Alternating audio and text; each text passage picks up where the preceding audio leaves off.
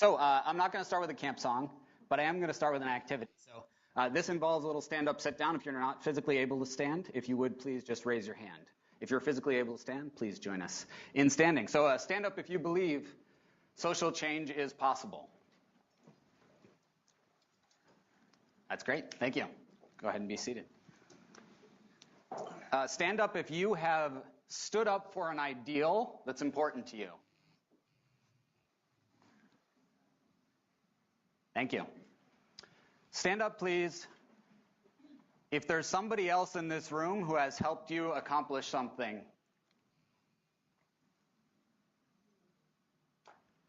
And please, thank you. Please stand up if there's somebody in this room or an idea that you have that you're passionate about that somebody else in this room could probably help you with.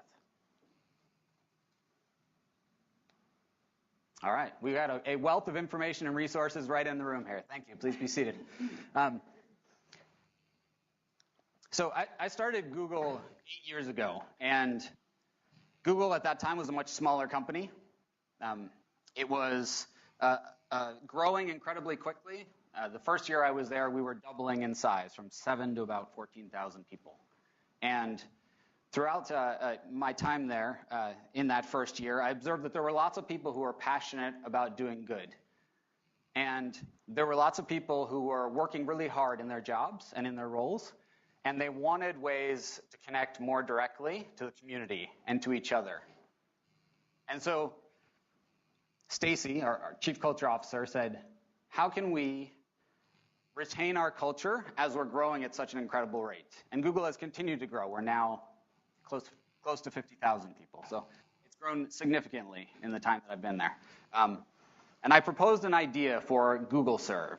Originally, it was let's shut down the company for a day and get employees to go out and do community service, because I knew from my experience before that with AmeriCorps, the civilian community corps, essentially service within the United States, similar to the Peace Corps is for outside the United States. So I'd proposed this idea that we shut down the company for a day and I'll go do service, because I knew that community service, volunteering, brings people together. It connects them to the community. I actually met my wife doing service with AmeriCorps. So I knew the power of those connections, but I also knew that it would help us build and retain culture. And at Google, we think about three things. We think about finding them, growing them, and keeping them. And service does all three of those. I'm going to talk a little bit more about that. But it also, so the idea that I proposed the idea, and it started to gain traction. I went around and started to try to sell it to other people, and people were busy. They were growing their teams, they were hiring, they were selling advertising, they were building tools that were being used by millions of people and having to make sure that they were working at a certain standard. So people were busy, as they are everywhere, but people were really passionate about the idea of carving out some time. And it didn't turn out to be one day where we shut down the company. The company still continued to run. But over the course of the next 9 months, what we did was build a movement within the company where people were excited and passionate and connected to each other and working together. And so it started out with a few people. It grew to a team of about 300 people that were then working across 45 offices and eventually engaged 3,000 employees in the first year. And we went out and did community service projects. And we thought, that's great. You know, one day is nothing new. AMP is a 160-year-old company. You all have been doing similar days for a while, right? This is not in itself a novel concept. But within the context, what we started to do was to then drive projects from one end of a spectrum. So if you imagine service and volunteering at the hearts and hands level, so we have painting murals and planting trees, and then at the other end we have pro bono service and volunteering. So each of you has professional skills. You wouldn't be here in this room if you didn't. And the idea that service can and should be at one end of the spectrum involved and using your professional skills. Taproot Foundation estimates that it's at least 7 or 8 times the value to the community when you're using your professional skills. And for many of you, I'm sure you make much more than that. So service was clearly important to me. philanthropy and giving of money wasn't something that I had thought a lot about. But as I started to work through the volunteering side, it became obvious that by giving of time and giving of money together, there's an increased impact. And so we talk about time, talent, and treasure. And treasure can mean money. It can mean more than that. It can mean the connections and the resources that you have to the connections to other people. It can be the resources that you have in your own credit worthiness or your own cultural connections, your own creativity. So lots of resources. And we started to think about how can we align all of those. So we started giving and volunteering, and that has grown into what has essentially become our employee engagement program. I mentioned find them, grow them, keep them, and how each of those connects to both giving and volunteering. Today, as the company has grown, so have all of our programs. We now have a team of about 13 people, many of whom are here in Australia and actually going to be at the conference with me. But a big part of what we've been doing through this movement is trying to think about how can we align for better community impact. So I'm going to do a little thought experiment, and I'm going to take a peek at my notes here for some of the numbers. But essentially, it's a little guessing game. So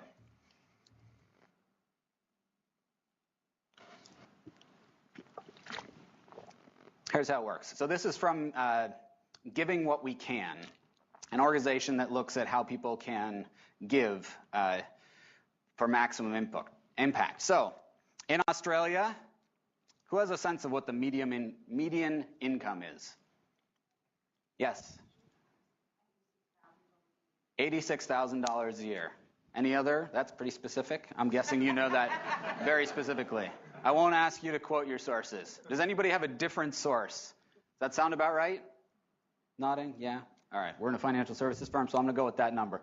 I actually want to round that down. So let's just say you earn $86,000 a year, taxes, et cetera, you get down to about $50,000. So $50,000, you're a single person here in Australia, 50,000 Australian dollars. What percentage, how rich are you in the global sense? 1%. 1%? I heard 2%? Close, right? 3% would be $50,000 at the end of your take home. That's 24 times the global average, right? And if you were to donate 10% of that income, you'd still be in the richest 3.8%. So the extent to which a small amount of money, 10% of your income, not insignificant, but a relatively small amount of your money, if you're earning $50,000, would be would not noticeably decrease your standing within the world. It would, however, if it were given to an organization called the Against Malaria Foundation, allow them to buy mosquito nets, which ultimately save lives. How many nets do you think that would buy? 200,000. 200,000. We've anchored there. Does anybody have a higher or lower guess?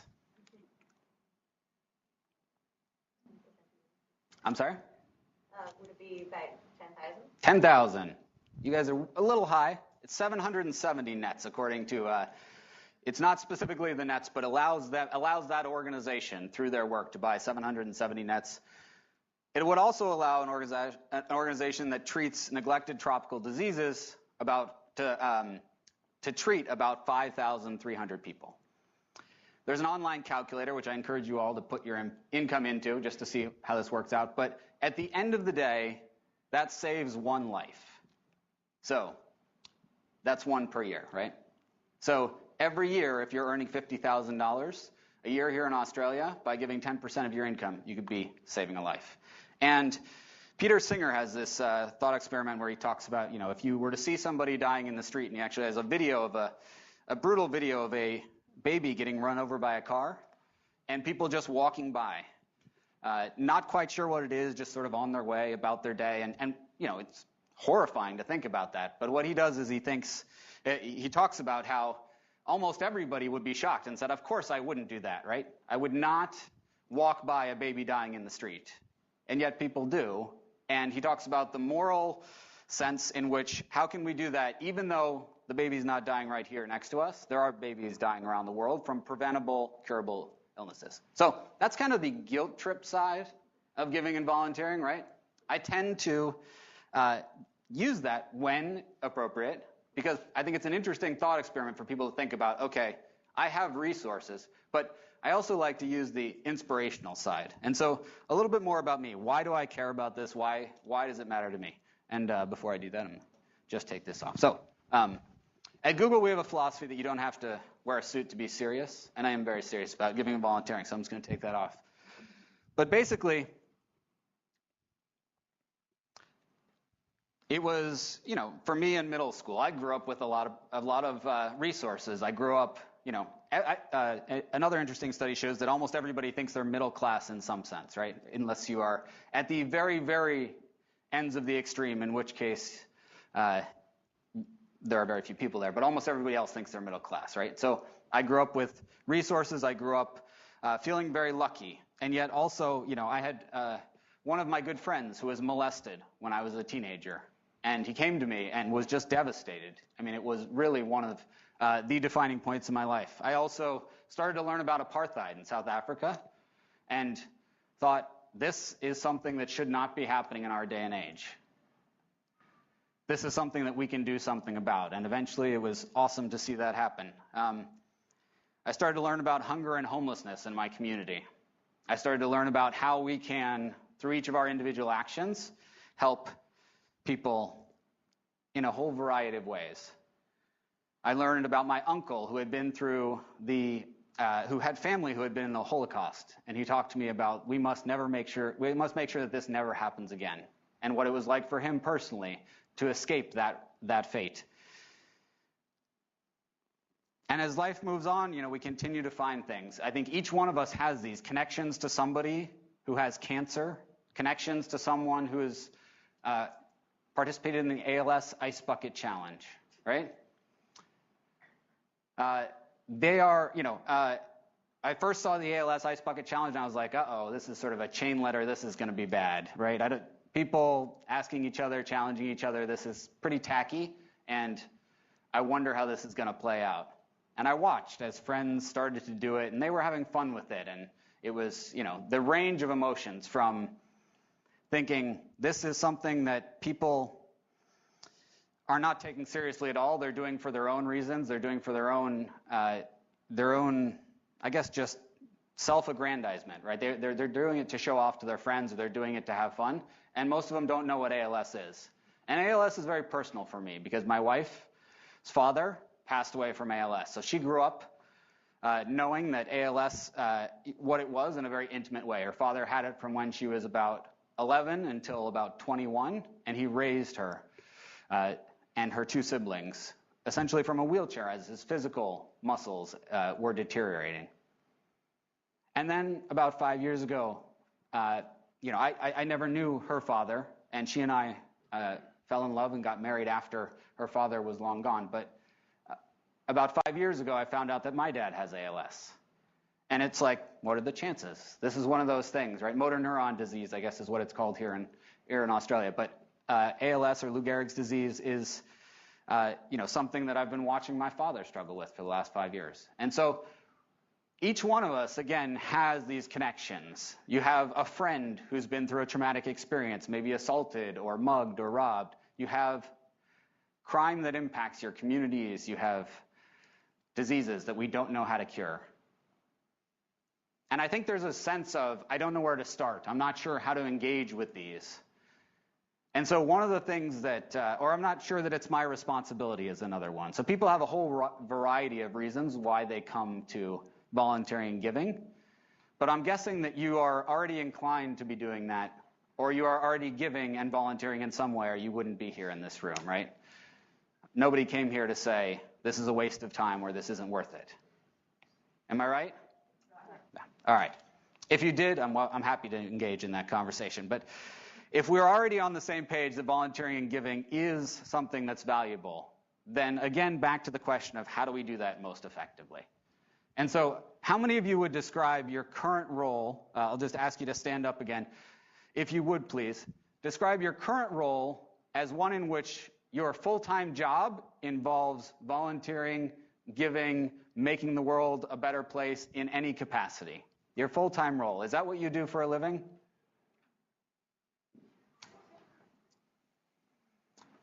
So out of a room of about 60, 70, we have maybe a dozen people standing up, right? Thank you. Thank you for the work that you're doing. Now, the rest of you are in a role where maybe it's not exactly aligned with that, and yet you still have access to an incredible set of resources. You still have time. You still have money. You still have connections that can make a difference. And many of you, I'm sure, are already using them. And I'd love to hear just a few examples of how you're doing that. So for those of you whose role is not full-time in this space, how are you creating social change? Anyone?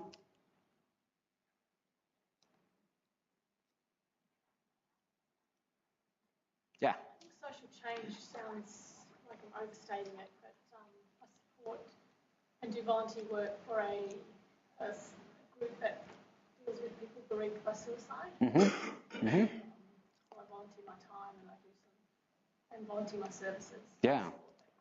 So volunteering time and services with a group that helps support people with bereavement for suicide. A very important, it's that's a great example of how it's not your full-time role to do that, right? But with a small amount of time, you can make an impact. And you said that social change might feel like it's overstating what you do. I think that's a common feeling that you do a little bit, and I think we all do. To which Robert Kennedy said, each time a person stands up for an ideal or acts to improve the lot of others, they create this tiny ripple of hope.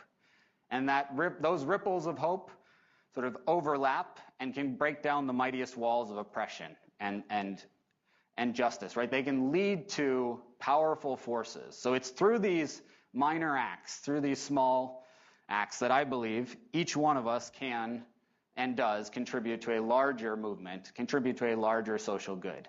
So thank you for your service. Does anybody have other examples? Yeah. So I'm a lawyer.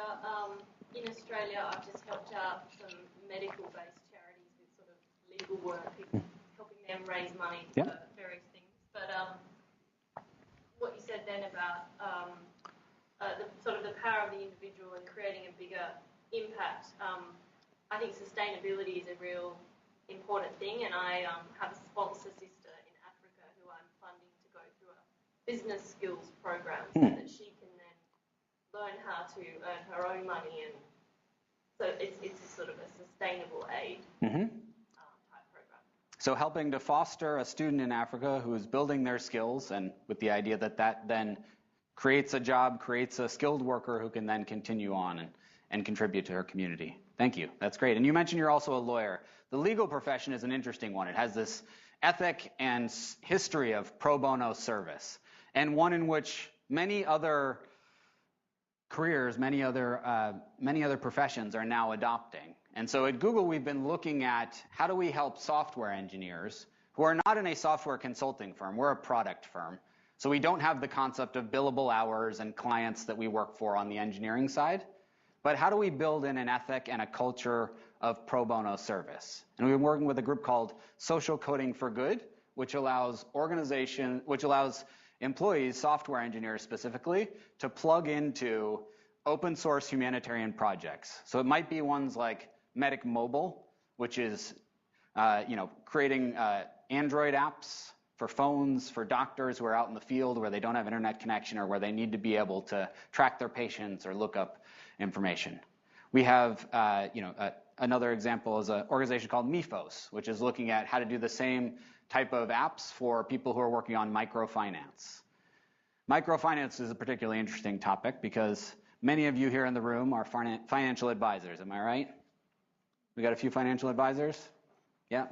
We got a few people who work within personal insurance. We have a few people who help other people manage their money, right? So I'd love to hear, there were a few other people who raised their hand. Let's hear a couple other examples. Yeah.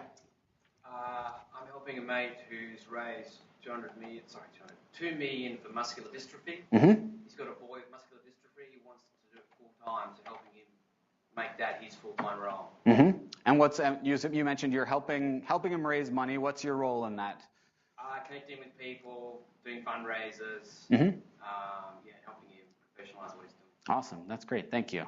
And so a great example of how to, these connections that you have can then contribute. So I want you now to turn to, I used to work in learning and development as well, and I like to make things a little bit interactive. So I could stand up here and talk for a while, and I will share a little bit more. But I also want you all to connect with each other for a moment. So I'd like you to turn to the person next to you, or if there's nobody next to you, go find somebody that you don't know in the room, and have a quick discussion, 2 points, on one skill that you have that you could contribute to the community.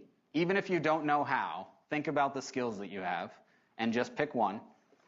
And then one resource or connection that you have that you feel like could contribute. Is that clear? One skill you have, one resource you have. You have 2 minutes. I'm going to ask just a couple people to go ahead and share one of their skills and one of their resources, but I'd like you to share of the person that you were just talking to. So do I have any volunteers to stand up and give us a little bit about what they just discussed? One skill, one resource. You look like you were turning around to share. There you go. Thank you. I spoke to Robert. His skill is that he can teach English, and his resource is that he's got lots of energy and enthusiasm and motivation. Awesome. Give Robert a hand. Thank you. Another one. Who do we got? Yes, all the way in the back. I spoke to Christina, and I think I should give a book a plug. She is a change manager and provides her change management skills in coaching and so on. But she's also got a book coming out next week on entrepreneurial skills for musicians. So I think you should all go and buy it next week. Awesome. So an author and change manager. Thank you. That's great. Any others? One more.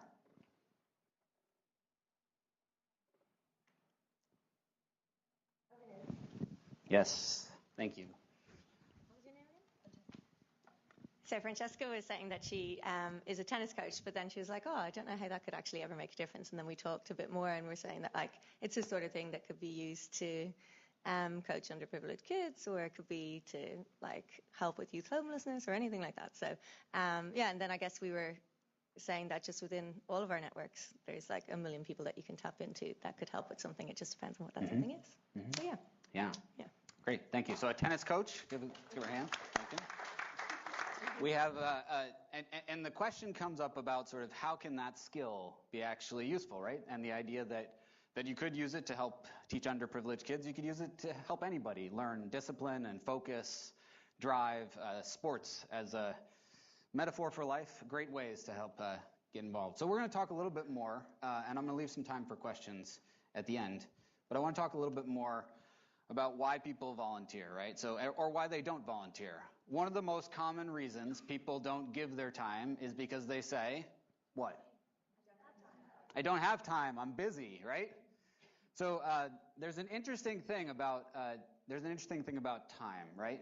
So time, in the physical sense, clearly has 24 hours in a day, 60 minutes in an hour. But there's also this other sense of time, and research has shown that when you volunteer, you have the sense and the feeling that you actually have more time. When you give your time to others, it's like one of those days where you feel like, okay, I know I'm going to be volunteering for an hour this afternoon. I know I'm going to be working there. So I can use my time more efficiently now, knowing that I need to plan for that. And then the next day, there's this positive sort of benefit and the glow of feeling like, wow, I did something really good yesterday. That was meaningful and important to me and to someone else. And the feeling like today's not so stressful. I don't have to be so rushed. I can work a little bit more calmly, and yet maybe I get just as much done without that sort of sense of hurriedness. Interesting psychological research. The other one, I read a study in the hotel that I was in. They had a copy of CEO magazine. Has anybody ever read CEO magazine? For current CEOs and aspiring CEOs, it claims to be the magazine, right? So it has profiles of all these different CEOs, and tucked in the back, it also has a recent research study that shows that mental health is a real challenge in today's society, and particularly here in Australia within the finance sector. That there's increasing rates of depression among folks in finance. Many other careers as well. But one of the things that we continually find with volunteering and giving and research, there's a meta-analysis of about 60 studies that was done a couple years ago, and then 2 more follow-up studies done in 2013 that basically shows that volunteering and giving makes people happy, that helping others actually has a positive benefit on their emotions. And so there's actually, people say, well, it's correlated, sure, but does that actually lead to causation, right? The correlation-causation question, to which the studies that I've seen continue to say it's sort of a circular loop. So giving and volunteering makes you feel happy. Feeling happy leads you to more giving and volunteering. And giving of your time actually sort of creates this circular loop. So it actually does, in the opinion of the research, show positive benefit for mental health. Another great reason, and one that I think is particularly beneficial for anybody who's a manager. Are there managers here in the room today? People managers. Anybody who has a team? Yeah? Let's see a show of hands. All right, so these are the folks who help allocate people's time and resources and help, inspire and give. So at times, I was walking down the street here in Sydney on Sunday, and this team of people dressed in camo ran up to me. And they were like, out of breath, sweating, dressed in camo. And they were like, do you happen to have a business card? And I was like, I do. What is this for? And they said, we're on a scavenger hunt. We're from, such and such hospital, medical team. We're the emergency response team within the hospital, and we're doing a team building activity.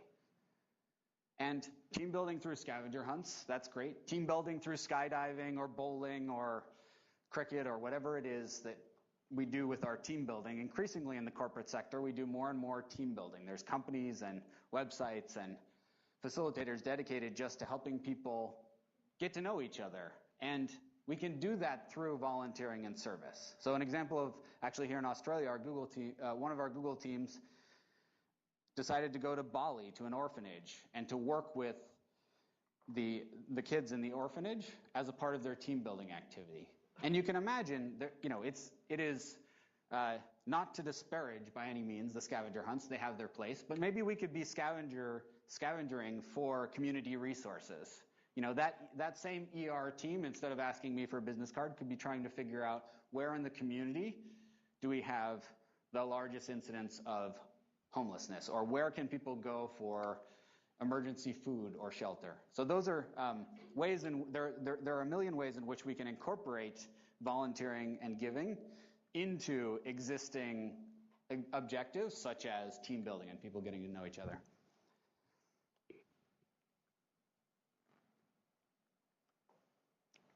I think another aspect of what we try to do at Google is to help people think about how their individual action can then create a larger movement, or how they can grow what they've started as a spark. And so an example of how that's worked, I mentioned the example of GoogleServe, which was my personal experience of growing this movement within Google, but many of our products start as what Google calls 20% time. And so there are projects that we've done that are aligned with learning objectives within Google. So we have people who have gone and learned about a creativity process, and then gone out and consulted with organizations on how to structure creativity in a way to which you can generate a high volume of ideas, process those ideas, and boil them down into something that's actually you can prototype and you can put into market with a minimum viable product. So those are things that is a process by which we've taken a learning experience and externalized that and used it as then a social benefit program.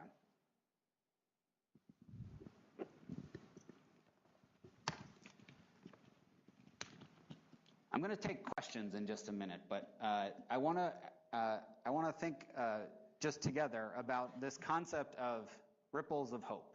So we have sparks. We have examples where there's somebody who, at Google, I'll tell you the story about a guy named Jay. Jay works on our partnership development team, and he joined Google, and within his first couple months, he went out to a volunteer project where he was working at a school. They were doing typical, what I mentioned, hearts and hands type service, the kind that gives value to, that benefits the community, but also benefits in the team building sense. And so Jay got inspired through this project, and he said, I want to do more. Let me figure out how I can do more, because this was fun, but it feels like kind of a one-and-done deal. It's a day, we're out here. He wasn't particularly connected to that school, but he said, I want to do more. At the same time, he was learning through what we call our Search Inside Yourself curriculum. Now, Search Inside Yourself is a meditation curriculum that helps people get essentially it's the science behind meditation. It's thinking about how meditation leads to compassion and happiness. And he thought, perhaps there's a way that I can combine the work that I'm doing at both in the meditation, as well as my work at Google, as well as my interest in changing the world. And he started working with an organization called Peace Jam. And together they launched an initiative called Billion Acts of Peace that's currently running. And Google employees are participating, but people around the world with 13 Nobel laureates are actually creating acts of peace. And those are often acts of volunteering and giving or fundraising or committing to that. And so that's an example of something where it went from, his involvement went from one small act. He got inspired. He started talking to people. He thought about how can I combine the interests that I have and the skills that I have. And his work as a partnership manager and his skills as a project manager allowed him to then recruit over 100 other employees to then participate in one way or another. We helped build a website. We helped with a social marketing campaign. And those are the kinds of things that we notice all the time and ones that we continue. And a big part of what our team does is help employees to think about what they're passionate about. And we know that not all of our employees are going to stay, right? There's an expected turnover rate. But I'll tell you the story about another employee who went from, working at Google, participating in GoogleServe with an organization called Larkin Street. Larkin Street serves homeless youth in San Francisco. And what she did was she went from volunteering there once a week over the course of a year to then eventually leaving Google, and she went to a small startup at that point called Airbnb. And what she did was take her experience volunteering there to a whole nother level to say, how can I engage all of the other employees at Airbnb? And she did a similar process by which she grouped up with other employees, and now they, have recently done their first global day of service. So the idea is not that you have to take your small action and build it into something that is in the same way that each of those have done. That's certainly possible. But the mere small action itself has the ability to inspire other people. It has a positive effect on your mood, your mental health. It has a positive effect on the community when done right. And it also has, this inspirational effect or this ripple effect. So I talked about the ripples of hope. So my call to action for each of you, and then we'll take questions, is to think about your skills, though maybe it's the one that we just talked about, maybe it's another one, but to think about your skills, how you can leverage your time, whether it's one hour a week, and that's, the call to action is to think about what's 1 hour that you can do this week. Put an hour on your calendar. What's 1 hour where you can think about using that time for the benefit of others? It might be fundraising. It might be asking, it might be working with an organization that you already know and are passionate about and know does good work. It might be dumping a bucket of ice water on your head and challenging some of your friends. But think about what's one thing that you can do, 1 hour, and it might just be research. It might be saying, I really want to give, I'm not sure how. I'm not sure where to give. And I'll leave you with this concept of, we often think about volunteering or giving as a dating experience, right? So There are arranged marriages in this world, right? Some people find who it is that they're going to spend the rest of their life with because somebody else tells them, hey, this is the one. And then there are other models where somebody says, I'm going to go out there and try to find the one. And so I might go on a few first dates. And people often think, and a lot of nonprofits and NGOs that we work with think, we only want people who are going to give of themselves and give regularly and give, a year. And they say, let's get married right away, is essentially what they're asking for. And I say, hold on.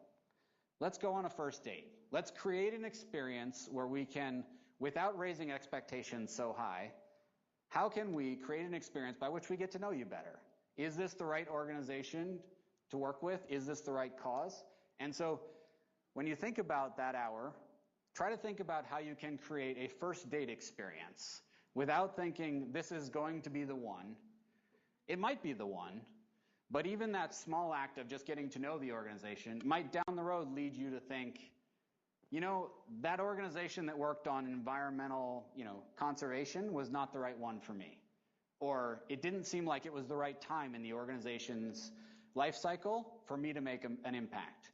But down the road, what you'll find, and maybe some of you have found this, is that you'll be able to make a connection to that organization. So you'll be in a room like this, and you'll be sitting next to someone, and they'll say, my skill is this, my passion is this, and you'll say, I have a connection for you. Here's an organization that you can actually make a difference with. Lastly, we live in a world today in which, I imagine that each of us can have a significant impact. We each have a passion, a skill, a way to make change. And yet we also live in a world in which more people are enslaved or in indentured servitude than at any other point in human history, which is profound to me. The fact that we are living with modern-day slavery, that is more people enslaved than at any other point in human history. And it's not something that we see every day. We think about slavery, particularly in the United States, as a thing of the past often. It's something, that was in our history, that's horrible, I can't believe that happened, and, I'm glad we don't do that today. And yet, in reality, people are being trafficked around the world. And so I recently was at a conference on volunteering and serving, and Mira Sorvino, who's an actress and passionate about the human slavery and trafficking, said, whatever you're doing, if you can add the title abolitionist to it, if you can give a little bit of your time to this, we can make a significant difference on human trafficking. And again, to the finance folks or to the people who have resources, think about there is an economic element. One way at Google in which we are looking at that issue is thinking about mapping it. So how are people trafficked around the world? Can we visualize that on a map? Because that's a technology and a resource and human connections that we have. We have a way to actually show where this flows. So think about what your skills are and how you might be able to add whatever it is, financial planner, lawyer, CEO, to the end of your title, if you were to say, I'm also an abolitionist. I am working in a small part to help make the world better by ending human slavery. With that, I'd love to take any questions, and I thank you for your time.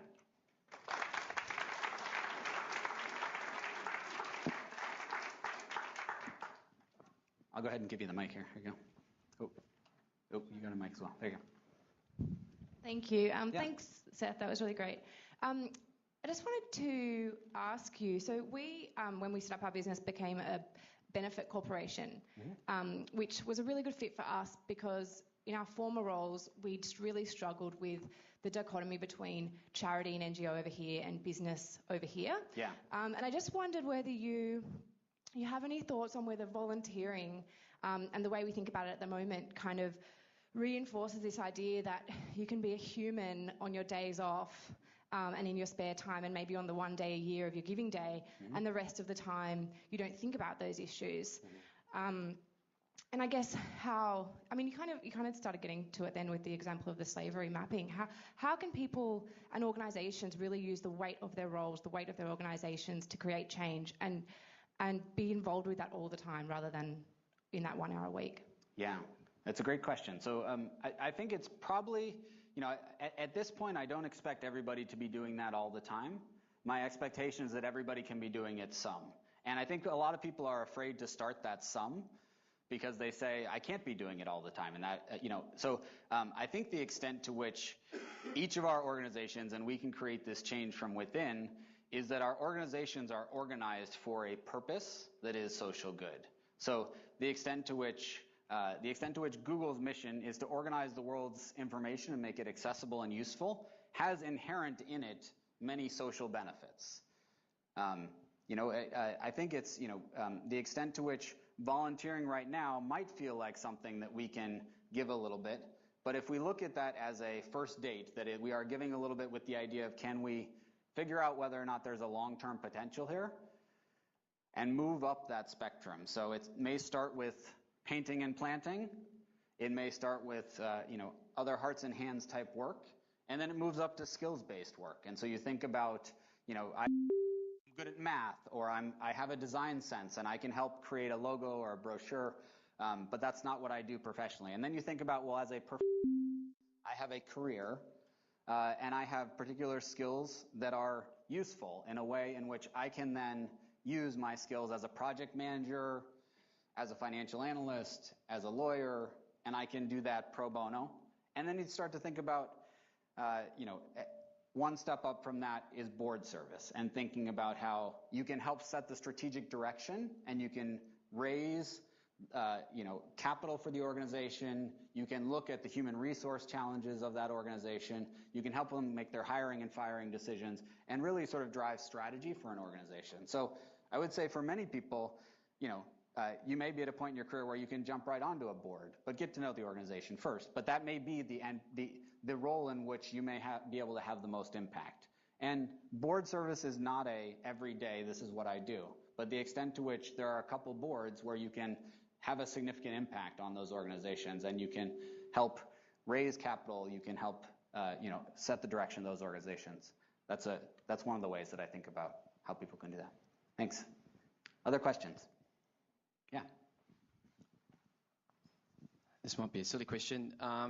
Google's got your Google Ventures where you share a lot of your methods. Is there a place that you share what you've learnt through social impact on Google that you can point people to? So the question is like about an open resources. Yeah, exactly. So within Google we have the challenge, just like the rest of the world, of organizing our information and make it accessible and useful. So currently we don't have a resource which I can say, here's everything we've learned on social impact. Here's everything we've learned about how to organize people. We do have, if you go to google.org, if you go to, if you look at some of the resources there, we do have case studies or examples or stories of projects that we are investing in, or partners that we work with. We do have some of that there. But we also rely on our partners, and we actually work with our partners to help tell the story. So the extent to which we know we don't have all the answers by any means, we have some ways in which we figured it out, and then we also try to help those organizations and partners tell the story. Yeah. Other questions? We have time for one more question. Seize the moment. How can you hear?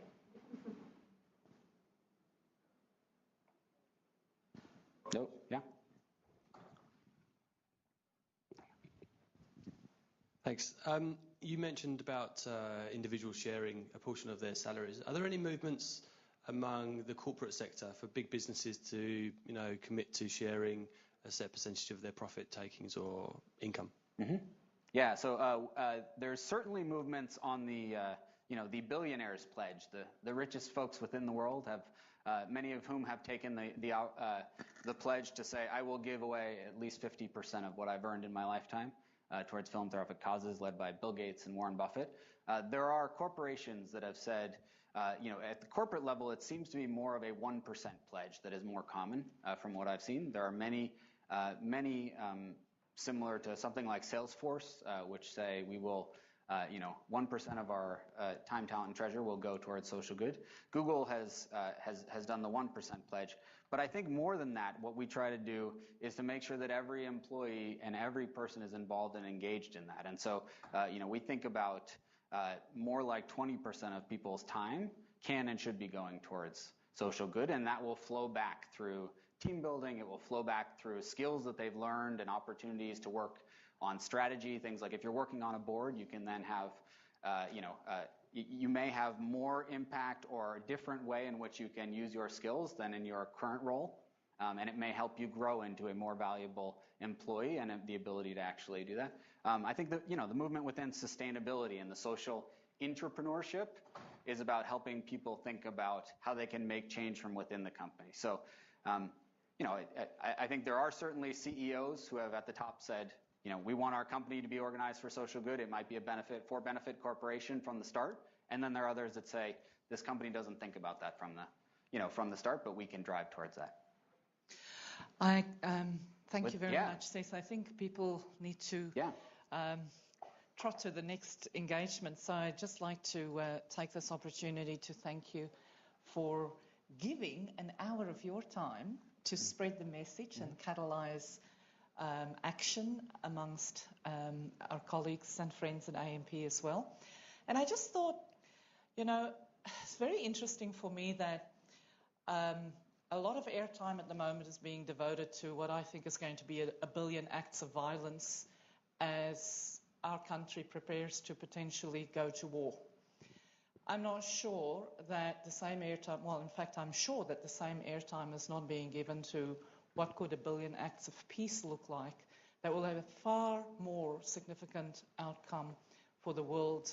And I just challenge all of you to think about that and what you might personally be able to do in this very moment as the world is teetering on really a horrible situation that couldn't possibly be a great outcome for humanity, regardless of, what side it is. Peace is a universal benefit for all humans. So on that note, thank you very, very much for coming, and I look forward to spending more time with you at the volunteering conference. And if anybody is interested to follow up and find out how AMP Foundation could potentially support you in volunteering, I don't know if there's anybody from the AMP Foundation here today. If not, it's all online, as you know, on our intranet. And I have personally benefited from being a board member on different organizations. And when you give more than for 25 hours a year, AMP will in fact make a cash contribution to those organizations that you support in this way. So there is in fact an amplification effect. So go out and amplify, guys. Thanks very much for joining us.